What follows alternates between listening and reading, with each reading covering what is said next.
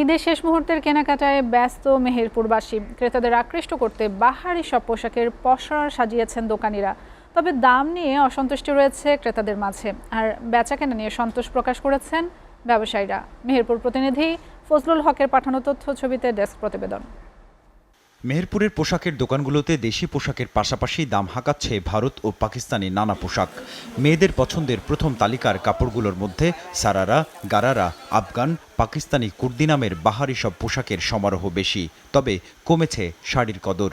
ছেলেদের পছন্দ panjabi, jeans pant ও গেঞ্জি। হাজবেন্ডের জন্য প্যান্ট নিয়েছি, পাঞ্জাবি নিয়েছি, বাবুর জন্য ড্রেস নিয়েছি, ফ্যামিলির জন্য নিয়েছি, নিজের জন্য নিব, এখনো নেওয়া হয়নি।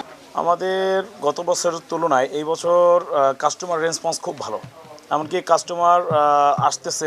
গেলবারের তুলনায় পোশাকের দাম একটু চড়া বলে অভিযোগ ক্রেতাদের। ব্যবসায়ীরা বলছেন, ভারতীয় ও পাকিস্তানি পোশাকের পাশাপাশি দেশীয় সুতি পোশাকেরও ব্যাপক চাহিদা রয়েছে। এবার বেশি চাহিদা হচ্ছে পাকিস্তানি জর্জেট থ্রি পিসগুলো, যেগুলো আমাদের একবারে আপডেট কালেকশন। তার মধ্যে আবার ইন্ডিয়ান কালেকশনগুলো অনেক আপডেট করেছে। তার সাথে আমাদের যৌথভাবে বাংলাদেশি থ্রি পিস, ওইগুলোরও চাহিদা। সাধ্যের ভিতরে চেষ্টা করছি কতটুকু পারি। মোটামুটি এখন নিজের জন্য পাঞ্জাবি কেনা হয়েছে, বাচ্চার জন্য কেনা হয়েছে, এখন বাচ্চার মা বাকি আছে। ব্যবসায়ী নেতারা বলছেন, রোজার আগে থেকেই ঈদের বেচাকেনা শুরু হয়েছে। দিনের বেলায় গ্রামের মানুষেরা ভিড় করছে, আর গভীর রাত পর্যন্ত ভিড় জমাচ্ছেন শহরের ক্রেতারা। SATV news desk.